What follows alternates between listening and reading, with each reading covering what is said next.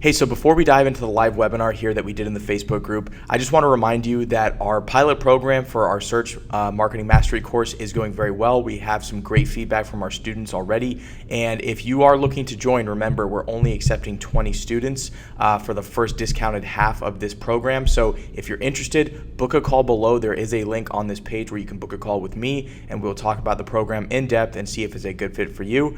And now let's dive into our webinar. Right. So I'm going to be going live now. So I want to talk about just a couple of things inside this account. This is a little backstory on this account. It's a health insurance account that we ran for a client. They just sell Florida Blue health insurance. So Blue Cross Blue Shield, Florida Blue. They're one of the largest sellers of Florida Blue. This account is actually no longer running. We run other accounts for this client, but just it's a good account to give you a little backstory on. So you can see we ran this account for quite some time. We have spent quite a bit of money in this account. Let me just see. So we spent about $500,000 in this account, and this account only runs about 3 months out of the year. So open enrollment time comes around, and that's when this account runs. So open enrollment for health insurance is about a 45-day window. So in 45 days, we spend about $100,000 to $200,000. So it's a pretty large spending account, and this client runs multiple accounts. So what I want to point out first is something called a call-only campaign. This is something that we run for a lot of our clients. It's just a campaign with call-only ads in it. And so how we set this campaign up is if you put a bunch of ads in a Google campaign, they will serve whatever ad they think is best for the user at that moment. So if you have call ads in a campaign along with text ads and responsive search ads, they may not serve that call ad very often if they don't think it's the right experience for the user. So the way we force a call to happen is we only put call ads in there. Now, a couple tips with this: you may have to pay up for these clicks because it is a call ad and Google knows this is valuable and it's a very competitive format. So you might have to bid a little bit higher for a call ad. So keep that in mind when you're running call-only campaigns. But a call-only campaign is a great way to, number one, boost the conversion rates in your account. As you can see over here on the right-hand side, this particular campaign, I'm moving the screen a little bit. This particular campaign was converting at around 60% because pretty much when they click, they're calling, and that's a conversion. Very few times they'll hang up or they'll get disconnected, and those obviously don't count as calls. But again, it's a very high converting campaign, and it's a very useful campaign to drive phone calls if your client values phone calls. And a lot of times they do value phone calls. So the next thing I want to show you in this account, we've talked about this a little bit before. It's called the 80-20 rule. So what that means is 80% of your volume comes from 20% of your results. And we talked about this in the context of keywords. So a lot of people think you have to put a ton of keywords into an account, and that's not necessarily true. And I'm about to show you inside this particular campaign. So this campaign has spent about $121,000, and you're going to see that most of the volume came from a handful of keywords. So if I go in here, I don't know why it's not letting me do that. There we go.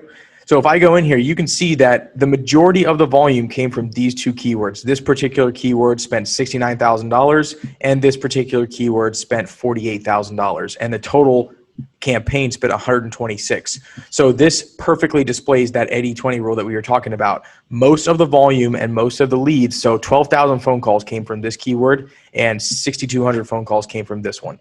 So this gives you an idea that you don't need a ton of keywords to drive a lot of volume. Again, for this particular client, we were able to buy the brand keywords, which I'm going to talk about in a second here. We were able to buy the brand keywords because they pretty much are Florida Blue.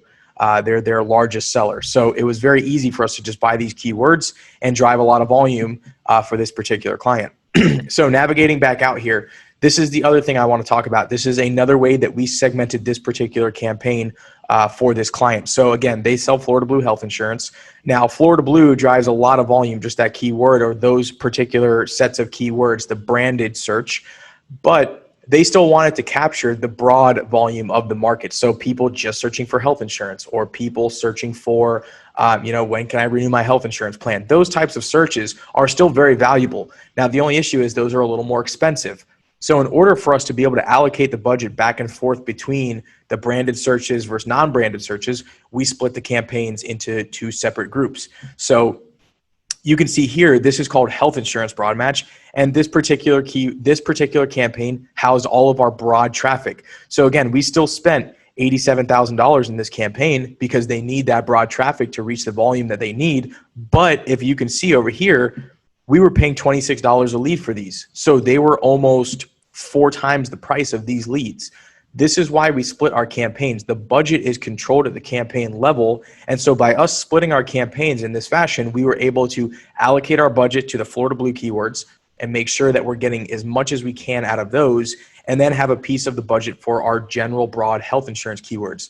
Now, with this client comes the balancing act. A lot of the Florida Blue keywords bring in a lot of customer service calls. So we had to be careful. We had to consistently allocate our budget back between the general health insurance words and the Florida Blue words. And how we did that was feedback from the client and also having access to their CRM to see which campaign is actually bringing in more business. So segmentation is not only from a device standpoint or other. You can do it by brand versus non-brand, and I highly recommend it, because if you're buying brand keywords in a general campaign, those keywords may soak up a lot of your budget and they may not be the best keyword, or in this case, they might be the best keyword and they're not getting enough budget. So having separate budgets is very important for your different sets of keywords. Excuse me. So the other fun story about this client is they are in Florida, obviously, so that's where we're located, and they serve all of Florida. Now, the owner of the company wanted to segment our account by counties in health insurance, and specifically in like Medicare. Counties are very big. Different counties have different plans, and so his idea was, let's get really, really specific with our campaigns, and it's not a bad idea. But one principle that has been consistent throughout our advertising in Google is that the larger pool you're in, the better your lead cost will be. Now, that doesn't necessarily dictate your business outcome, because if you're serving all of the United States, but your customers have to drive to you, then you might not have a very high closing rate. But this particular client, they close over the phone, so they can service all of Florida. And by us advertising in all of Florida, our lead costs are typically lower because we're in a larger pool of people and we don't have to bid high for more volume. We can just increase our locations. So, a lot of people think that you want to be very, very exact with your targeting, and that may be true for some cases. But if you have a larger audience, your lead cost will typically be lower because, again, you don't have to reach for volume. The volume is there. And what it allows you to do is it allows you to cherry pick different keywords. It allows you to keep your bids low and cherry pick leads out of a large pool, instead of having this tiny pool that, hey, I need everybody in here, and having to bid up for that tiny pool. So that's a very important concept, because a lot of people think, hey, I want to start my campaign in a very tiny city just to see how it goes. And that might not be the best idea. Now, of course, you have to balance that with the business objectives. If you have to close in person, that might not be very relevant. But again, for this client, they closed over the phone. So we were in all of Florida all the time. We never, ever went down to the city level. We never did city-specific pages. It may have paid off for a relevance factor. But again, for us, the lead costs here were great, and they were closing at a very high rate. And it's a 45-day window. We don't have too much time to experiment and break off too much of the budget. So we have to drive performance for this client. So the last thing I want to talk about here is this kind of goes in line with that larger pool of people. So if you advertise 24/7, it's great because you have access to all of the volume all of the time, and you can keep your bids low because you'll get volume throughout the day. This particular client, again, they had a call center during the day, and they ran roughly 9 to 5. So they ran business hours. And most of the budget was spent during business hours. But that is also true for every other health insurance company in Florida. They are advertising during business hours. So it tends to be very, very competitive during the 9 to 5 window. So if you have the ability to get leads 24/7, you may want to run after hours campaigns. And this is another way we segmented this account. So I just want to point out 2 campaigns here. This is a desktop campaign, so only desktop traffic. And this, let me find it, is a desktop campaign. And notice this one is labeled after hours. So if you look at the desktop campaign, this is running during the day. The lead cost was $16 per lead. So that's a phone call or someone filling out a form with their information. If you look at the after hours campaign, it is $9 a lead. So it is quite a bit cheaper per lead, especially when you're talking about, 1,800 leads. It really adds up. It is a lot cheaper because after hours, the competition is a lot less. So in cases where you can advertise 24/7, definitely take advantage of it, and maybe even split your campaign after hours versus daytime hours, called day parting. If you do that, you may have some really big budget allocation opportunities to push your budget to the highest performing campaign, and it may be after hours and maybe during the day. You have to wait for the data to come in. But these are just some basic techniques that we used in this particular account. Again, I told you this webinar is going to be short and sweet, but just to show you that you have to take a very active role when you're managing a lot of money and push it to what's working. So this client obviously gave us feedback, and we used their feedback to push our budget into what was working.